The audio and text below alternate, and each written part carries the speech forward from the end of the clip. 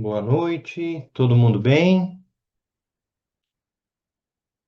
Tudo bom, Cida? Tudo bem?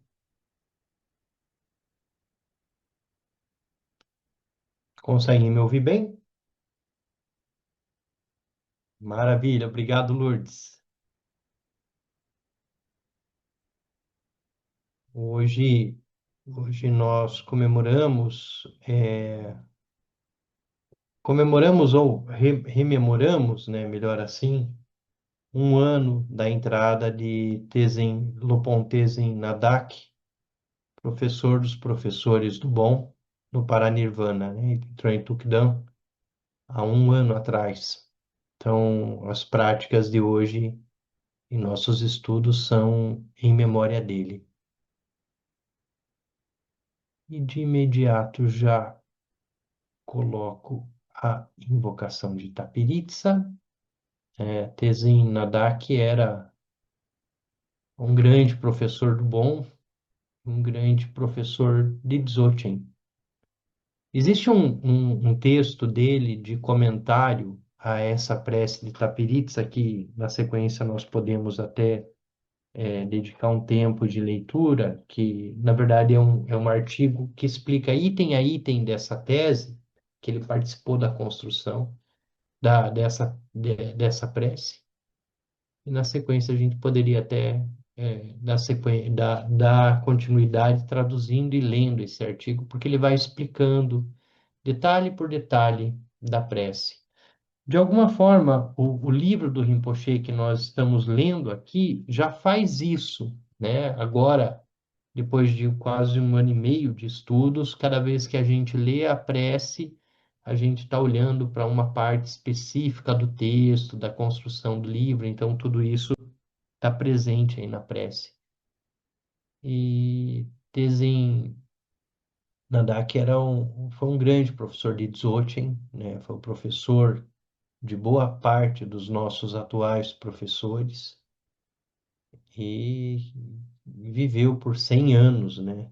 Distribuindo suas bênçãos e ensinamentos aí a todos os seguidores do bom. Vamos à prece de Tapiritsa. Emarro, que maravilhoso! És a emanação coração de Kuntunzampo. O teu corpo aparece como um cristal branco luminoso, claro e sem impurezas, irradiando luz nas 10 direções. Estás nu, sem ornamento, significando a essência mais profunda, o estado primordial. Dotado com a dupla sabedoria do vazio e dos meios hábeis, com compaixão contemplas o benefício dos seres. Encarnas o Dzogchen, a grande perfeição, supremo entre os ensinamentos, a essência da consciência dos seres realizados, o pico do caminho da realização, o coração dos tantras, das escrituras essenciais e das instruções secretas. Tu indicas o estado natural, a base que autoliberta da ilusão que é o samsara, e tu indicas o estado natural, a base que autoliberta da ilusão que é o samsara, e da libertação que é o nirvana, e dos defeitos e virtudes de sons, luzes e raios. Tendo dissipado completamente a escuridão das mentes dos seres, permite-nos experienciar a base como vazia e sem raiz, e simultaneamente realizar todos os estágios do caminho. Experiências e realização tornam-se manifestas, e samsara e nirvana libertam-se em nossa mente natural. Nessa vastidão dispõe-se as 3 dimensões que são o fruto. Com devoção unifocada, rezo a ti, Tapiritsa, protetor dos seres. Concede-me as bênçãos de conferires o empoderamento sobre mim e os outros seres. Possam os obstáculos externos, internos e secretos ser pacificados, e possa o erro do autoapego, que é a ignorância, ser liberto. Tendo reconhecido a autoconsciência, possam a visão e a conduta ser plenamente realizadas. Por favor, concede sobre mim, nesse exato momento, o grande significado, para além do intelecto, da base primordial, vazia e sem raiz. A ti, Tapiritsa, nobre protetor dos seres, eu rogo, possam todos os seres dos 6 reinos ser protegidos pela tua compaixão e possa minha mente ser liberta.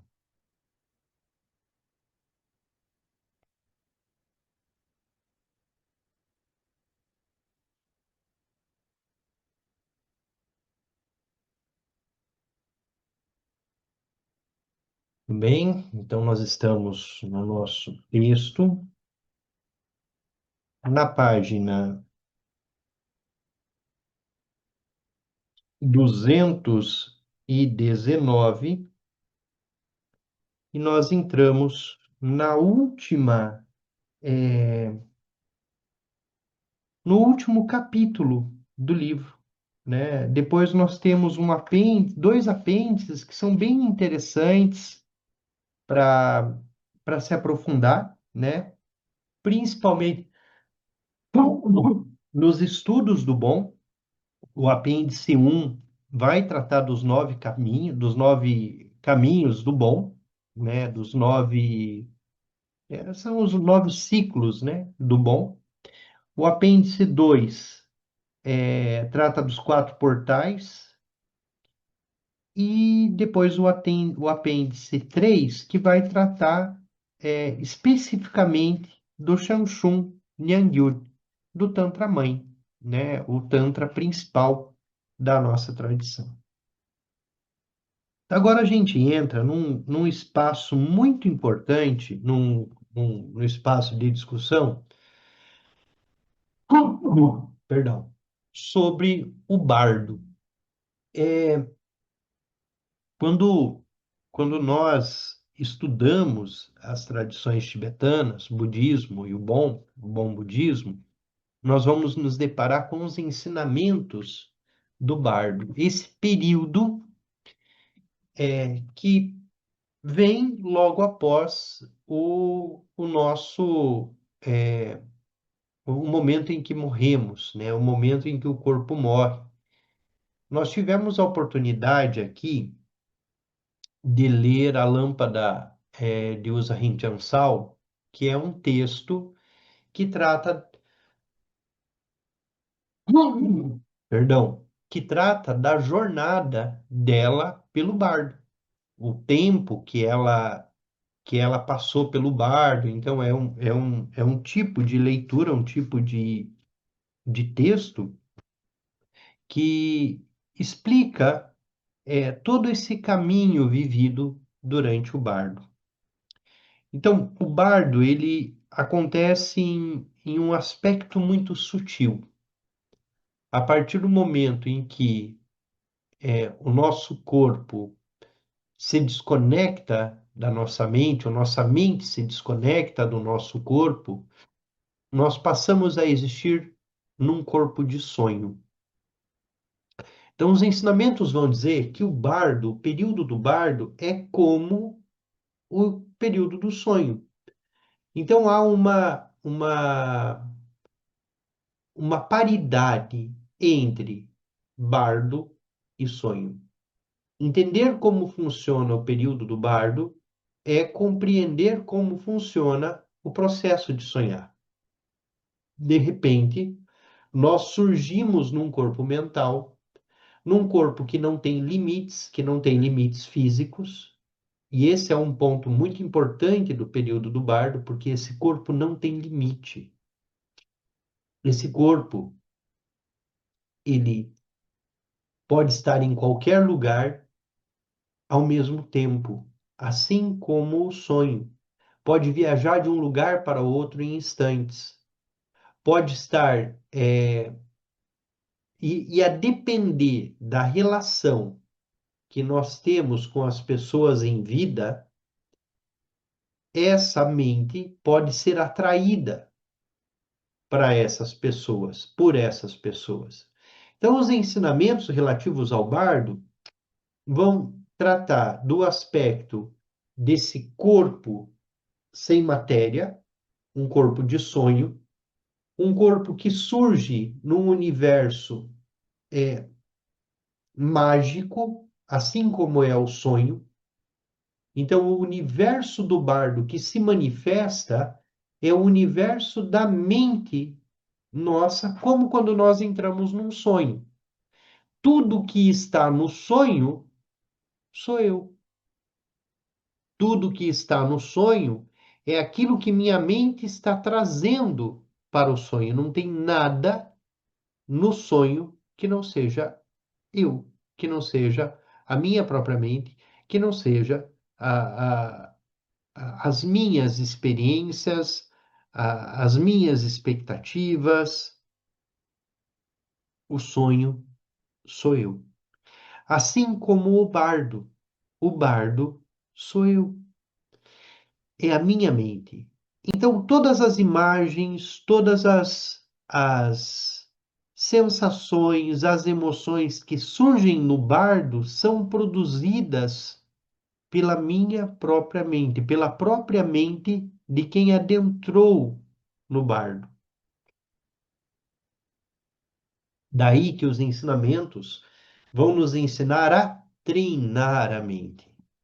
Treinar a mente para que, no momento em que adentramos no bardo, possamos ser capazes de lidar com tudo aquilo que o bardo traz, com tudo aquilo que o bardo produz: sons, luzes e raios.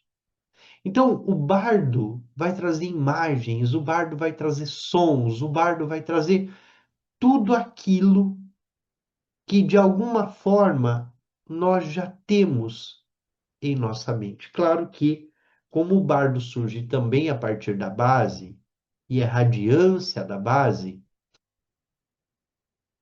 tudo surge também num aspecto luminoso. Os tibetanos, por conta das experiências do bardo e de tudo que se conta, eles começaram a criar a familiarização com seres demoníacos. Então, o medo do bardo, ou o receio do bardo, vai fazer com que nós, praticantes das tradições tibetanas, tenhamos uma conexão com deidades iradas, com deidades que têm semelhança de demônios. Por quê? Porque o bardo traz isso. E se nós reconhecermos nessas deidades, nessas experiências do bardo, o aspecto luminoso, imediatamente nós nos liberamos. Então, familiarizar-se com deidades iradas, familiarizar-se com o medo, rir do medo. O Rinpoche diz muito, sem medo nem esperança. Quer dizer, não se ater ao medo, porque no bardo tudo aquilo que está, a nossa mente vai projetar.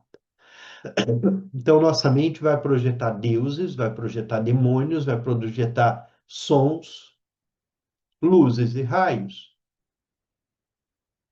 Os ensinamentos dizem que nós vamos nos deparar com sons ensurdecedores, que são capazes de de desfalecermos por conta desses sons, desses barulhos. Luzes de diversas formas e cores em momentos distintos.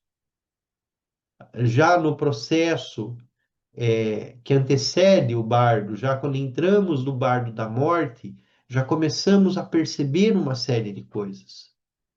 E quando chegamos no bardo, nesse período intermediário entre uma vida, o fim de uma vida e o renascimento, muitos fenômenos vão acontecer. Eu tenho um videozinho no YouTube em que eu conto um pouco a experiência, a trajetória do bardo, mas dentro da tradição budista. Então eu vou contando um pouquinho quais são as fases do bardo a partir da leitura do livro tibetano dos mortos. Só que ali é a partir do livro tibetano dos mortos que foi revelado por Padmasambhava. E aí que é uma outra coisa, é um texto que teria escrito, se eu não me engano, sido escrito por Karma Limpa, e depois Padmasambhava revela. E isso está dentro da tradição Nyingma. Mas os ensinamentos do bom, do bardo, são muito próximos. Claro que o aspecto do bom em relação ao bardo é um aspecto do caminho Dzogchen. Por quê? Porque o bom ele é permeado pelo Dzogchen e é o Dzogchen que encaminha todas as demais práticas. Então ele é muito focado no Dzogchen. E os ensinamentos do bardo, eles vão dizer que assim que nós morremos, assim que nós temos a experiência da morte, ali surgem as oportunidades de iluminação. E são duas grandes oportunidades de iluminação. A luz, a clara luz se manifesta e nós podemos, nesse exato instante da clara luz, de sua manifestação, reconhecer a nossa verdadeira natureza e o reconhecimento de nossa verdadeira natureza, imediatamente nós nos iluminamos, nos fundimos à clara luz. Reconhecemos, nos reconhecemos como inseparáveis da clara luz. Imediatamente a iluminação acontece. Ou então, se nós não reconhecermos nossa verdadeira natureza, nós vamos usar a relação que nós temos com o guru, a relação que nós temos com o mestre. Então, se ao morrermos nós tivermos treinado tanto o estado natural como a conexão com o guru, são as duas grandes oportunidades de liberação na hora e depois da morte. E a conexão com o guru está muito relacionada à devoção. Então nós recorremos ao guru, nós recorremos ao idam, nós recorremos à nossa conexão com a deidade que nós praticamos, com o nosso professor. Essa conexão com o professor nos leva de volta para o caminho. E é o caminho tântrico, é o caminho do Tantra, a relação com as deidades. Então, no momento do bardo, no momento da morte, quando adentramos ao bardo, nós temos duas oportunidades. Por isso, nós treinamos ambas enquanto estamos vivos. Nós geramos devoção pelo guru e nós treinamos o estado natural.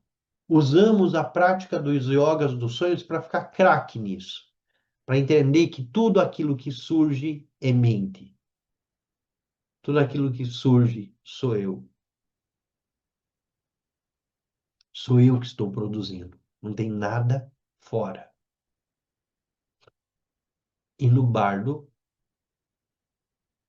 reconhecer isso imediatamente leva ao renascimento precioso, né? Nos encaminhando para um renascimento auspicioso, uma vez que é possível que ali se atinja a realização, se atinja a iluminação.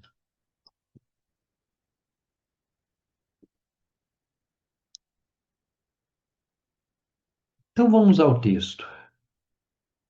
Preparação para a morte.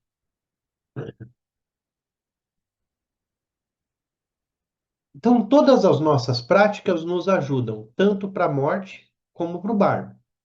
Isso já é líquido e certo. As práticas que fazemos durante a vida ajudam-nos durante o processo de morte e no bardo.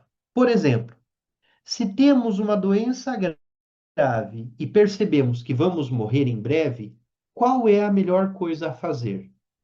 Como devemos nos preparar para o momento da morte? Naquele último momento, quando paramos de respirar, não podemos fazer uma prática de longa vida, porque nosso corpo, fala e mente se tornam tão fracos que não somos capazes de pensar nem agir. Precisamos saber de antemão o que vai acontecer nesses últimos momentos instante por instante, e se lembrar de como permanecer no estado natural, no estado de presença total. Precisamos lembrar do nosso mestre, do nosso idam, quem é cristão de Jesus, quem é de uma outra tradição, lembrar do seu idam, lembrar da sua deidade, se conectar à sua deidade. E do ensinamento de como permanecer na consciência desperta plena durante todo o sofrimento daquele último momento entre a vida e a morte. Então, há dois caminhos. Um praticante realizado, ele vai permanecer sem desespero, sem grandes expectativas, mas ele acompanha o processo de dissolução dos elementos e de entrada no bardo. Se nós não somos, e nós não somos esse praticante realizado, nós precisamos, para esse momento, nos conectar com nossa deidade, nos conectar ao nosso professor, desenvolver devoção de forma tal que nós recorramos ao nosso ídolo, ao nosso professor, ao nosso mestre, à deidade eleita, no momento do bardo, no momento que antecede ao bardo e no momento de entrada no bardo. Uma pessoa que não teve contato com os ensinamentos terá muita dificuldade de encontrar, de enfrentar o momento da morte ou até mesmo pensar no assunto, por causa do medo que sentem do desconhecido e do apego às pessoas e posses nessa vida. Os ensinamentos, eles vão nos mostrar que nós devemos já em vida e ter um processo de desapego de todas as coisas e também das pessoas. Esse processo de desapego não é um processo de desamor, ao contrário, é um processo de liberdade em relação a tudo. Porque se nós ficarmos presos aos bens, às pessoas, a tudo aquilo que nos cerca, na entrada no bardo, no momento do bardo, nós teremos muita dificuldade em reconhecer que já morremos, em reconhecer que as pessoas vão viver sem nós. Os ensinamentos dizem que é muito comum, nas primeiras horas depois da morte, a nossa mente está completamente perdida, ela não consegue entender por que as pessoas não nos apoiam, por que as pessoas estão chorando, por que a gente fala com essas pessoas e essas pessoas não respondem. Então, os ensinamentos dizem que há um tempo, e claro que esse tempo ele pode ser mais curto, mais longo, e ele não é um tempo cronológico, como nós conhecemos o tempo. Então, há um momento no bardo que pode durar, alguns ensinamentos falam de 3 dias, de meses, porque vai depender muito da experiência de cada um, em que mesmo depois de termos desencarnado ou de termos morrido e nossa mente estar entrando no bardo, de nós ainda estarmos muito conectados com as pessoas que estão vivas. Tem ensinamentos que dizem que é comum que as pessoas cheguem em casa, eles tentem sentar na cadeira, ela não entende porque ninguém bota comida para ela, ninguém responde ela, ninguém oferece alimento quando todos vão se alimentar. Então esse processo é um processo que todos passam, né? Muitas vezes as pessoas não conhecem os ensinamentos, não têm nenhuma ideia sobre a natureza da morte sobre o que provavelmente acontecerá a elas quando a morte chegar, ou como se preparar para isso. Quando uma dessas pessoas aprende que sua morte é imanente e vem me procurar em busca de ajuda, tomada de grande ansiedade e perplexidade, há pouca coisa que eu possa fazer em termos de instruções precisas.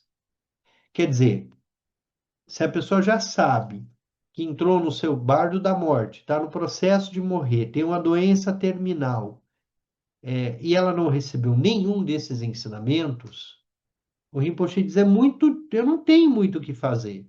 Eu não tenho como dar instrução precisa. Consigo apenas transmitir alguma segurança.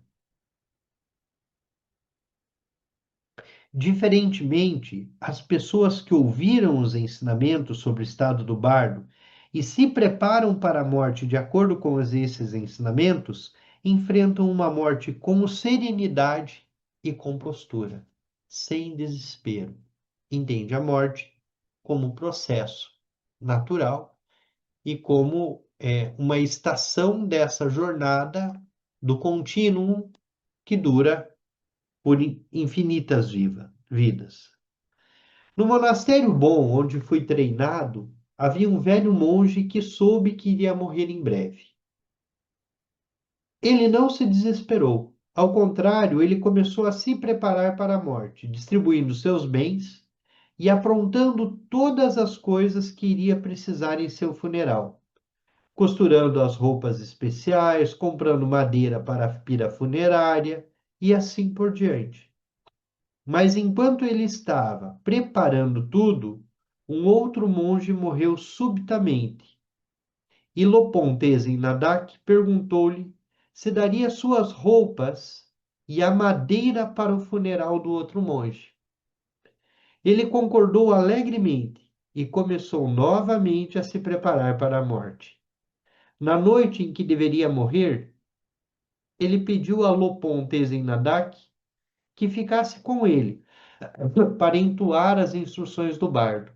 Ele estava preparado para a sua morte e enfrentou sem preocupação ou inquietação, porque durante a vida a prática tinha-o preparado para este grande passo,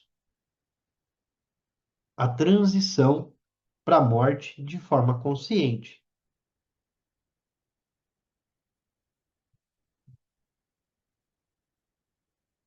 Analogia entre a morte e o sonho.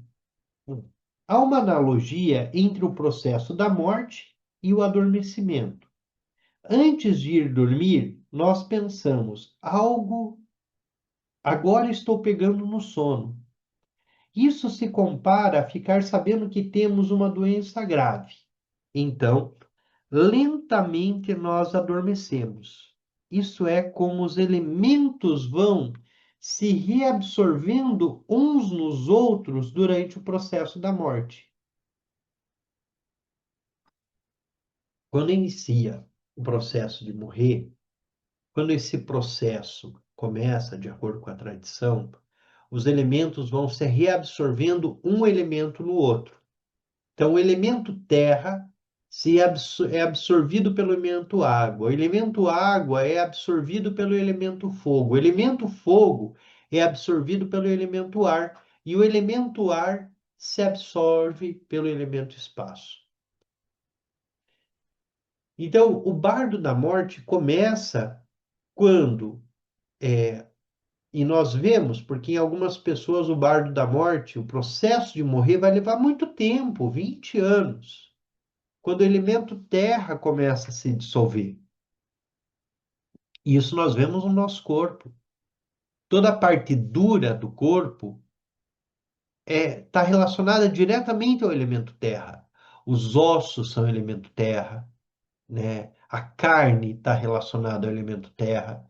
E esse elemento ele vai se dissolvendo no elemento água com a idade, com o tempo, ou muito rapidamente no processo de entrada no bar, no processo de morrer. Então, o elemento terra é a dureza do corpo. O equilíbrio,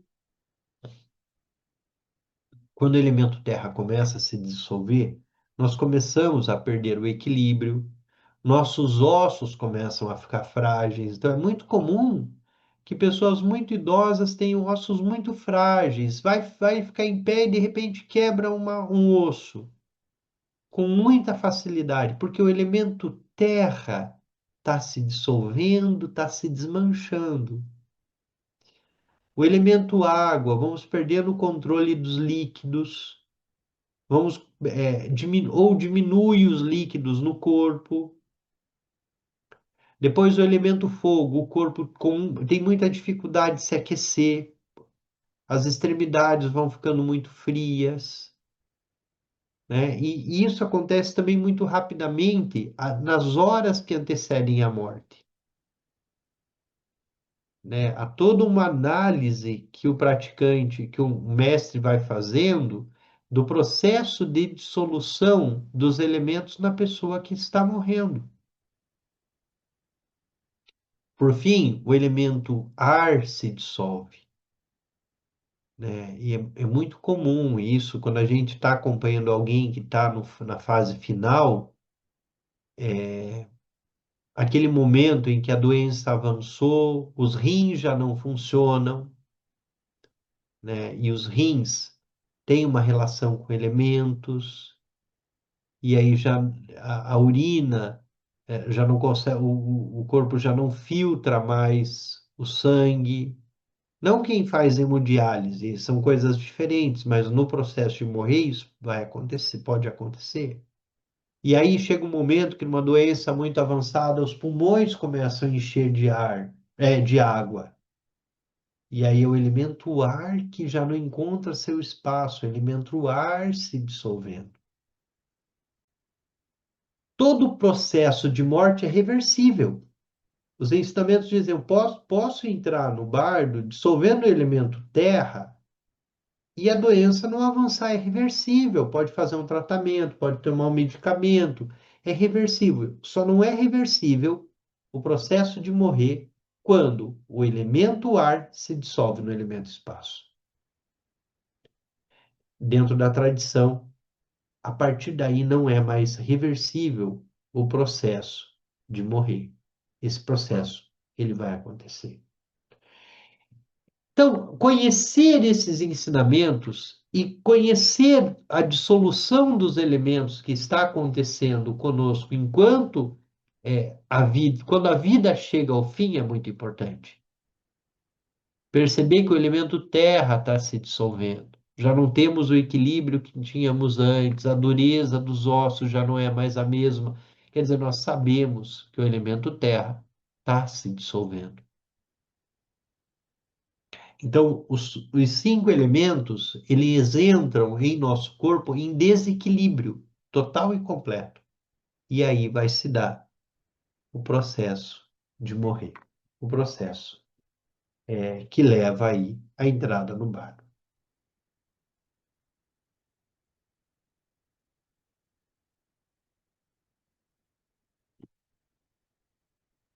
Então, lentamente nós adormecemos.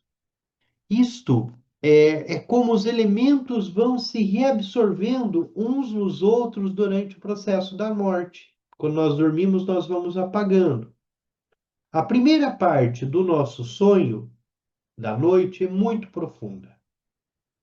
Antes dos sonhos começarem a surgir, nossa mente não está consciente e não há nenhum tipo de consciência desperta.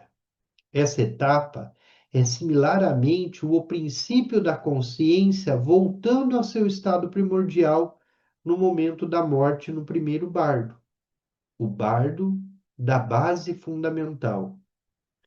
Enquanto estamos dormindo, não sabemos com certeza se estamos vivos ou mortos. Somente quando acordamos pela manhã é que percebemos que estamos vivos. Nos yogas do sonho e do sono, Rinpoche diz, toda noite, quando nós deitamos na cama, nós ficamos totalmente inconscientes, nossa consciência, nós desaparecemos.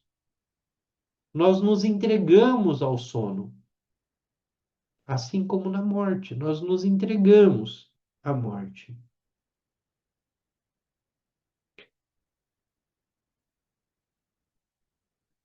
Do mesmo modo, no período imediatamente posterior à morte, no início, nós não percebemos que estamos mortos.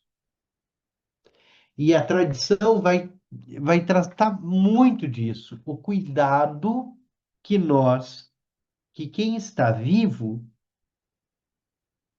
deve ter com esse momento de quem morreu. Porque nós temos uma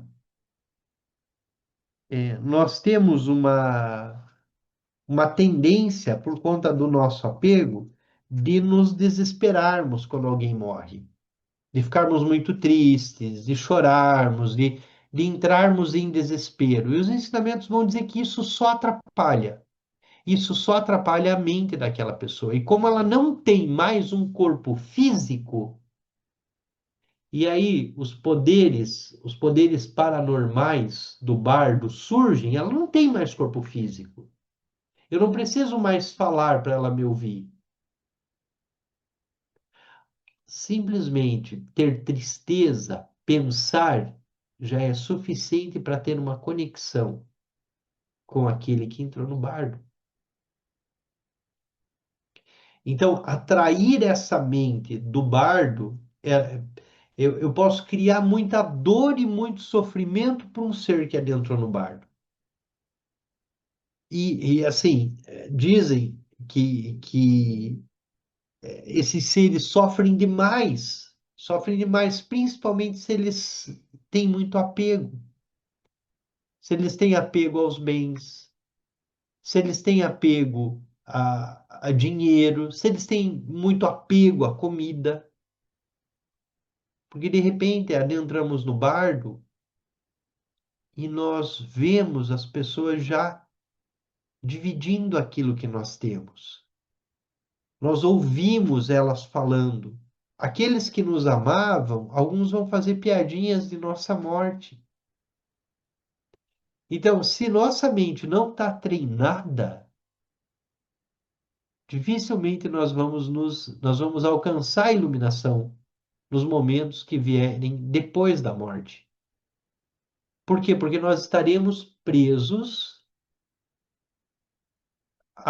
aos nossos apegos, às nossas raivas, aos nossos venenos.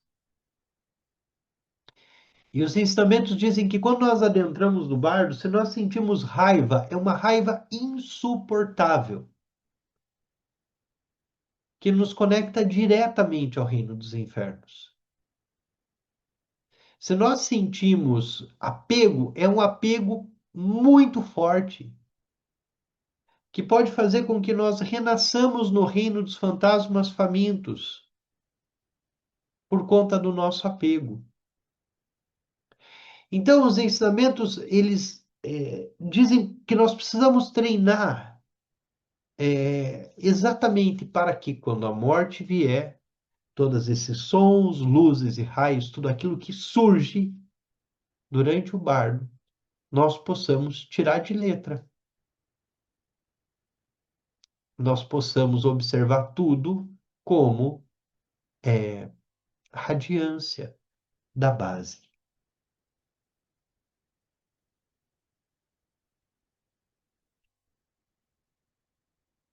Não é fácil aceitar que agora partimos dessa vida.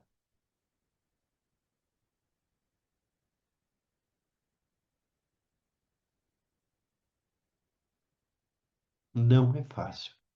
Os tibetanos, eles têm algumas práticas de funeral e eles têm uma prática, e isso eu vi em alguns livros, que quando uma pessoa morre e volta para casa, o pessoal volta para casa do funeral, a primeira coisa que eles vão dizer é assim: vai embora.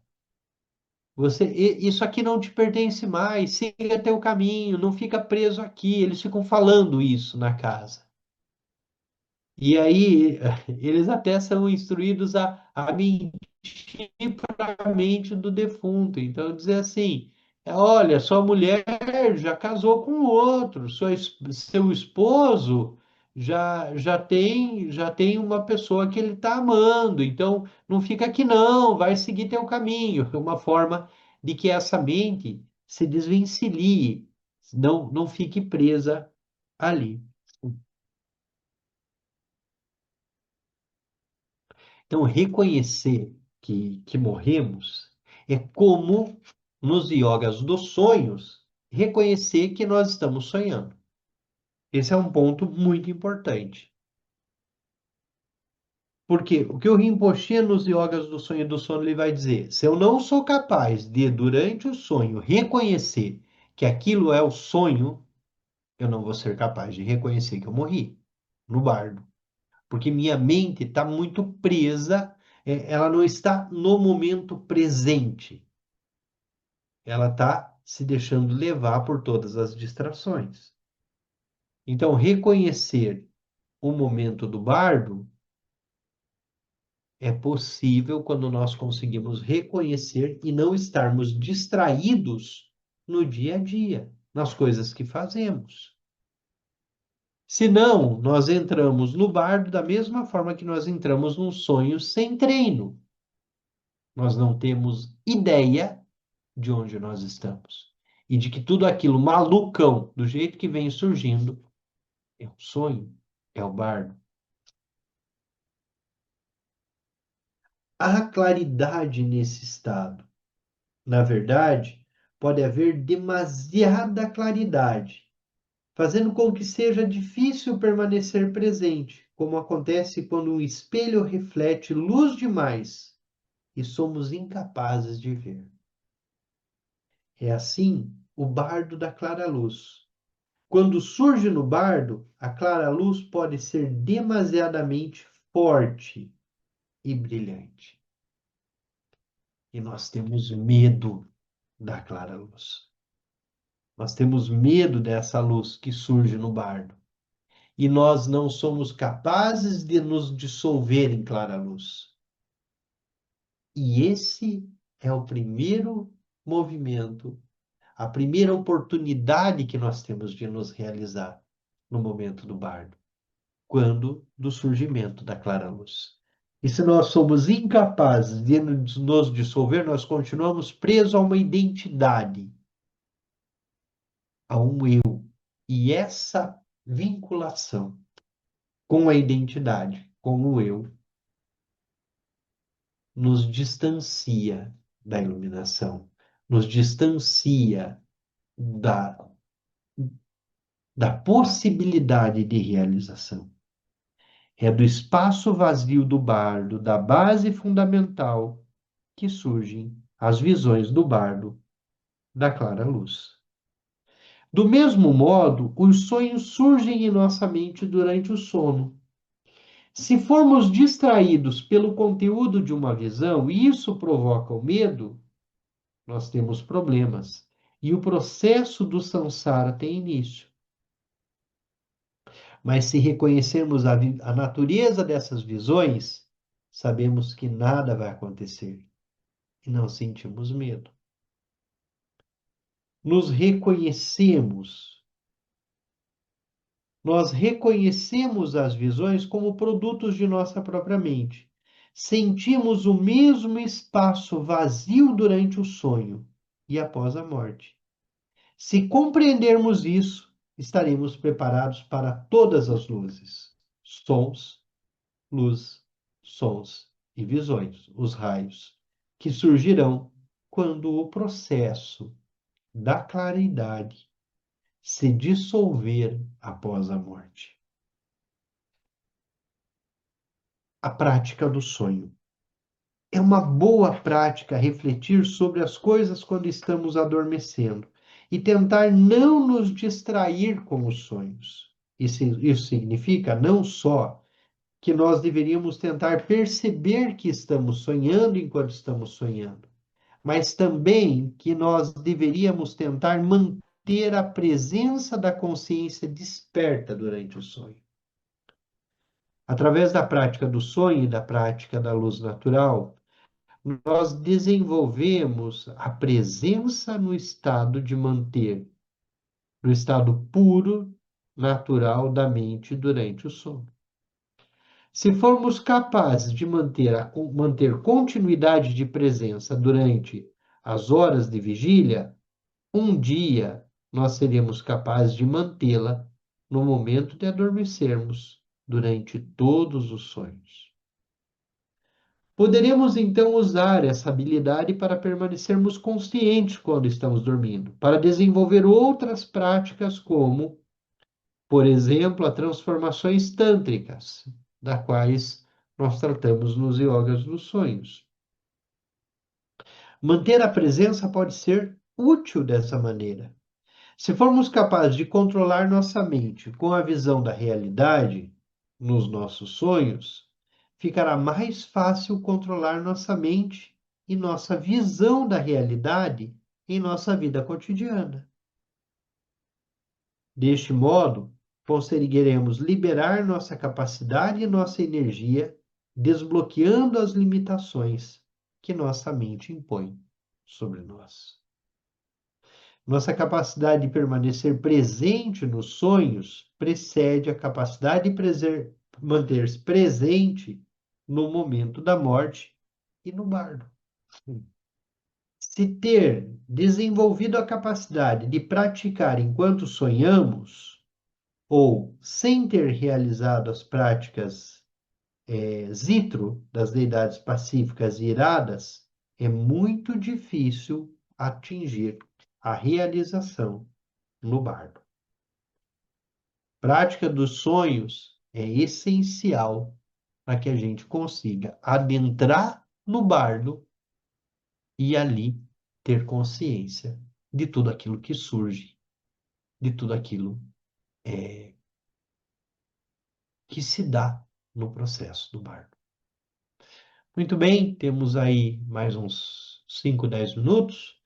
Gostaria de abrir para perguntas, para dúvidas, para a gente discutir um pouquinho. A palavra está aberta.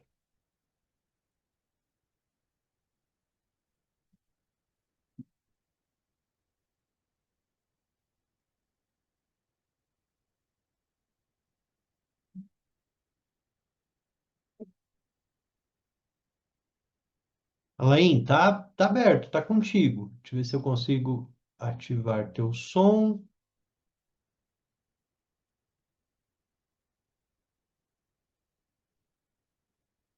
Tentando abrir o áudio. Se alguém abriu, Alain, tá contigo. Boa noite a todos. Boa noite, Denis. Boa noite. É um comentário bem simples sobre umas técnicas que eu andei praticando há alguns anos atrás, que foi pela primeira vez quando eu li o livro tibetano dos mortos, aquela frase que diz o morto não sabe que está morto, pegou em minha mente de uma forma muito profunda. Então, tem um gato aqui que tá meio... Folhinha, calma. O gato tá aqui miando muito. Então, é, eu naquele momento que aquilo penetrou na minha mente, eu antes mesmo de começar a adentrar a fazer os estudos da yoga tibetana dos sonhos e do sono, isso no caso foi em 2022, eu comecei a praticar a técnica semelhante à técnica que a gente utiliza na yoga dos sonhos e do sono. Eu estou sonhando, aqueles testes de realidade. Só que em Sim. vez de dizer para mim mesmo, isto é um sonho, e começar a testar a realidade no cotidiano, eu ficava me perguntando: eu morri? Será que eu estou no bardo? Isto é o pós-morte? A mesma coisa, só que em vez de sonho, eu analisava como se fosse o bardo. E Sim. aí eu queria assim apenas saber a sua opinião ou de quem pratica esse tipo de técnica, se é que ela exista, se isso é aconselhável ou não, de fazer esses testes de realidade em relação ao bardo e não apenas ao sonho. Perfeito, Alain. Sim, Os testes de realidade você vai fazer é, tanto ao sonho você pode fazer como ao bardo, né? Será que eu estou vivo? Esse teste de realidade a gente pode usar para tudo, porque ele nos conecta à presença. Então, nós somos instigados a fazer testes de consciência de todos os lugares em que nós estamos. Onde eu estou? Qual é o ponto mais longe dessa sala? Né? Então, o que nós estamos vendo nesse espaço? Isso está aqui mesmo? Quer dizer, são testes de realidade, mas que nos conectam à nossa consciência de alguma forma. Então, usamos não só para isso, se eu estou sonhando, mas assim, isso é o bardo, eu estou vivo, né? Eu adentrei no bardo, eu estou produzindo isso tudo. É, até porque no livro Tibetano dos Mortos diz que a pessoa, quando ela desperta no bardo, ela é como se ela tivesse acabado de acordar de um sonho, de um desfalecimento. E aí eu parei assim e pensei, poxa, quando a gente dorme e aí a gente acorda no outro dia, é mais ou menos como que você pode parar e pensar: será que eu realmente acordei ou eu simplesmente morri enquanto eu estava dormindo e agora eu estou no bardo? E aí eu posso fazer um teste. E aí teve um dia que eu fiz realmente alguns testes devido tem aquelas questões dos CIDs, né, daquelas habilidades que surgem quando a gente está no bardo. E aí eu pensei, eu vou desejar alguma coisa e ver se isso vai acontecer. E por uma, entre aspas, coincidência, seja lá como for que a pessoa interprete isso, aquilo aconteceu exatamente quase que alguns minutos depois. E aí a minha mente começou a meio que dar um certo curto-circuito, porque realmente eu fiquei em dúvida se eu tinha realmente morrido ou não. Aí depois é que aos poucos eu fui meio que me normalizando, analisando, não, calma, realmente você não está no bardo, foi só um tipo de experiência um tanto mais transcendental, e aí foi me acalmando. Aí é que eu percebi meio que um certo efeito colateral ou um certo perigo desse tipo de técnica. Mas as técnicas relacionadas ao bardo e também relacionadas ao sonho, é assim, ó, se eu, nesse instante eu estou aqui, eu quero estar em outro lugar agora.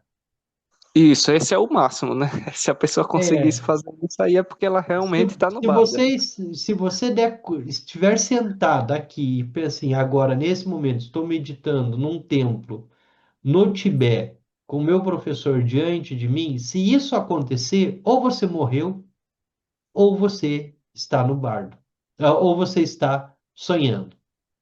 Tem um Rinpoche, eu não vou lembrar agora de qual era o... Quem contou essa história foi o Trong Rinpoche, Trong Jigme Rinpoche, filho de Shagdutuko Rinpoche. E eram ensinamentos de Poa, transferência da consciência na hora da morte. E ele estava contando sobre um aluno de um mestre amigo dele, e esse aluno era também um praticante bastante avançado, e o Rinpoche estava lá, de repente esse aluno apareceu na frente dele, surgiu na frente dele. O aluno olhou para ele e perguntou: o que que aconteceu? Ele olhou para o aluno e falou: você morreu, você entrou no bardo. E ele tinha sofrido um acidente. É um Rinpoche que morreu muito jovem de acidente automobilístico. E na hora em que ele morreu, naquele exato momento, ele procurou o mestre. E ele teve a conexão com o mestre, e ele surgiu diante do mestre.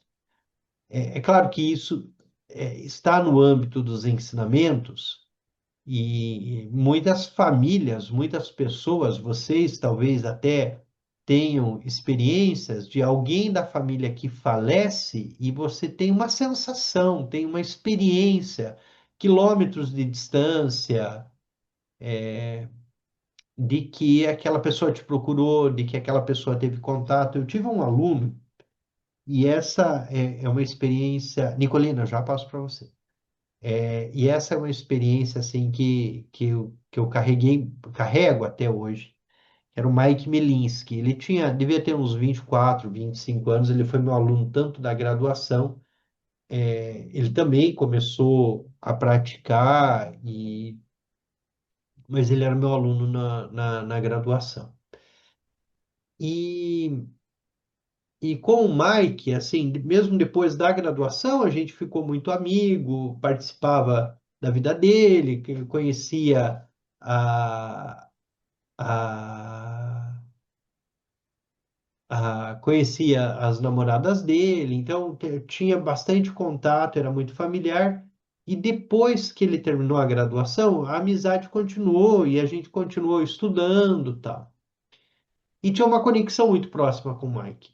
E é, ele tinha pedido para ajudar ele a trazer a frente de um Chevette, bem coisa de amigo, assim, né? A frente Sim. de um Chevette do Rio de Janeiro. E aí ele tinha me pedido ajuda, como é que ele podia trazer. Ele tinha comprado um Chevette, coisa assim, tal. E a gente estava tentando resolver aquilo. E aí, um sábado à tarde, eu tô chegando em casa e na hora que eu fui abrir o portão com a chave, botei a chave para virar, eu ouvi o Mike me chamando. Isso era umas 4 horas da tarde, né? E ele me chamava sempre de professor, professor, não sei o que, tal, tal, tal. Eu ouvi o Mike me chamando. Aí eu olhei e falei, Caramba, o que tá acontecendo?" Procurei o Mike, que eu conhecia a voz dele e tal, e entrei em casa e tal. Não percebi mais nada. Aí, é, 6 da manhã, meu telefone toca. O Mike tinha ido acampar, um acampamento, e tinha dado uma chuva muito forte, e ele decidiu entrar no rio.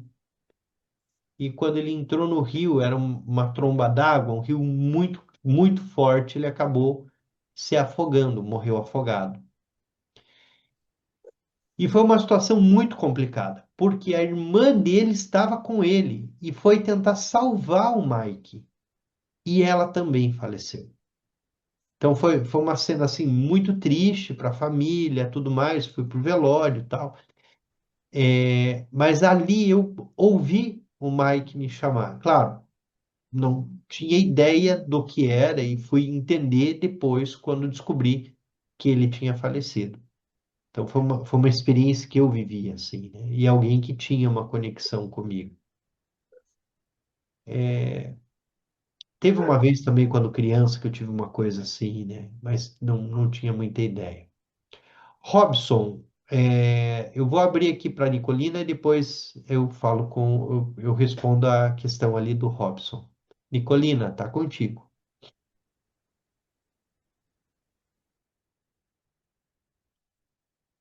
Seu áudio tá fechado. Deixa eu descobrir como é que eu abro aqui.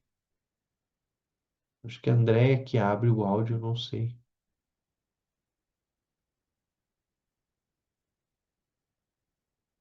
Você consegue abrir aí, Nicolina?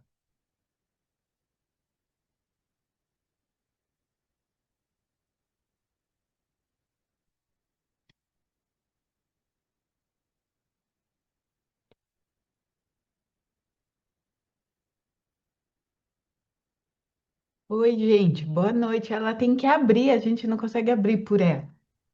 Ah, a Nicolina tem que clicar lá no microfone. O meu Ah, abriu, agora abriu, o meu microfone abriu. Não estava maravilha. tava aparecendo aí o host mute, mas aí tá tudo certo. Outro dia eu tive problema com isso também, inclusive com o vídeo. Mas é o seguinte, enquanto você estava falando, né, da relação dos sonhos e do bardo, é muito legal. Eu gostaria de convidar, né, as pessoas para assistirem a tradução que eu fiz, que foi filmada, né, às sextas-feiras, antes das orações do bardo ali da Sherab Chama durante alguns meses, sobre um retiro, né, que o Rinpoche fez em 2003 no CNPIT, que chama Orientações para a Vida e a Morte, Ensinamentos do Bardo, do Tantra Mãe do Bom. E a partir mais ou menos, cada vídeo tem no máximo 30 minutos. Foi a Andrea que me pediu esse grande, me deu esse grande presente, né, de fazer isso. E a partir mais ou menos do nono ou décimo vídeo, começa a aparecer o texto, né, que eu traduzi, além de eu estar lendo o retiro feito pelo Rinpoche, que foi redigido, né, pelo pessoal de lá, do Serenic Village. Inclusive, é bem provável que a gente refaça isso, sabe? Aí, se vocês quiserem dar uma olhada, né, vai complementar bem aí as questões tão importantes que o Davis colocou para nós, tá? E se tiver tempo ainda, eu tive uma vivência há muitos anos atrás, inclusive na época eu nunca tinha ouvido falar dessas histórias, né, de sair do corpo, nada dessas coisas. Estava com uns 20 e poucos anos.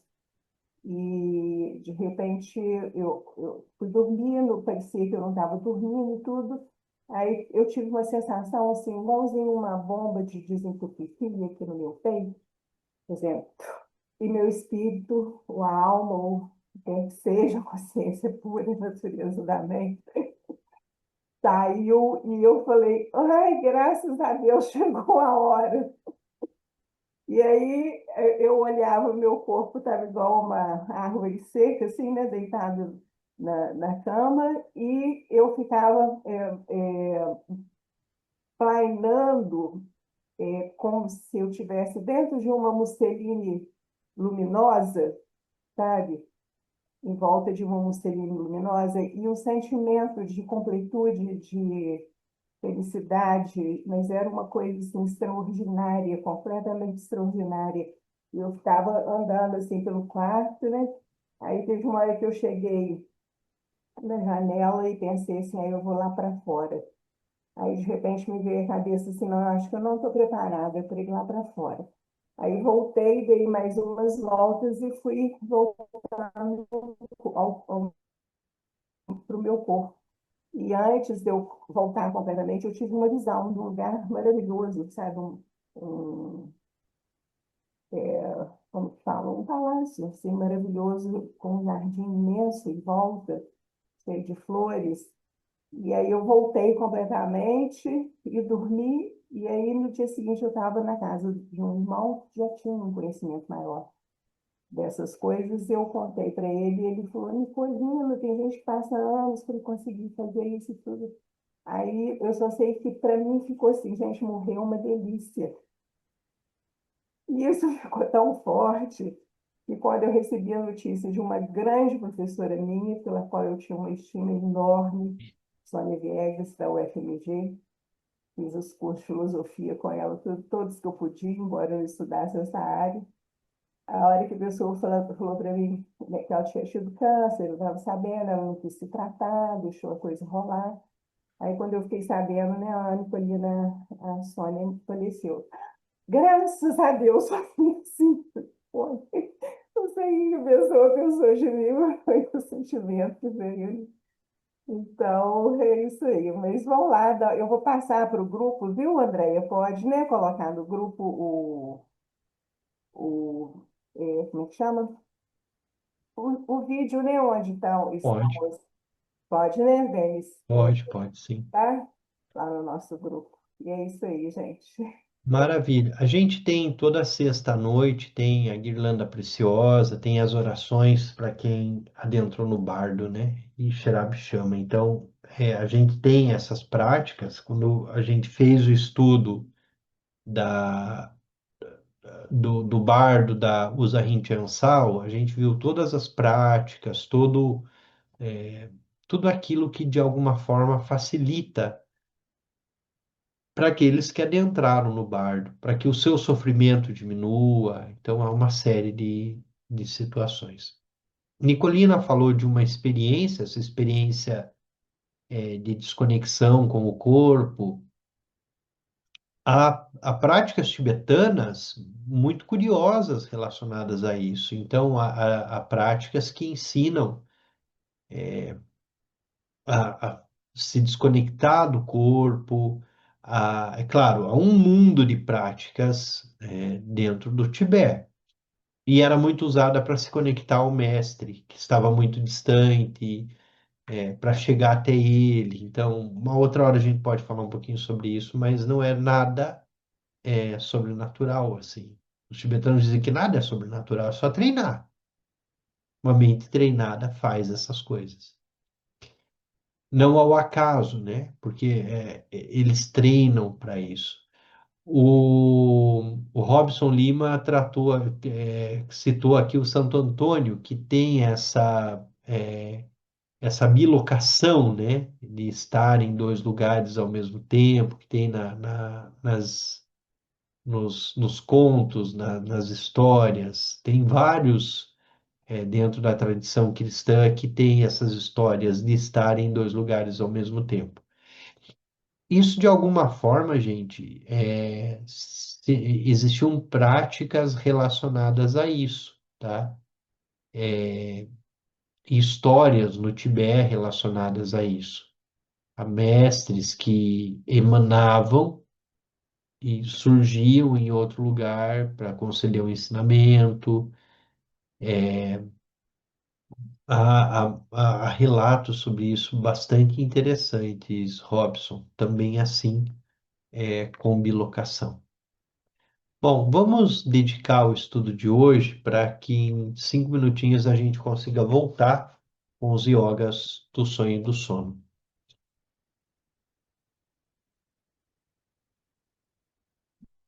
Vamos fazer a dedicação final hoje. Possa eu alcançar grande confiança nos três refúgios, possam aumentar minhas experiências e realizações de sabedoria das três portas. Ao purificar os três venenos, possa eu obter os três corpos. Ao liberar meu próprio ser, possa eu beneficiar os outros.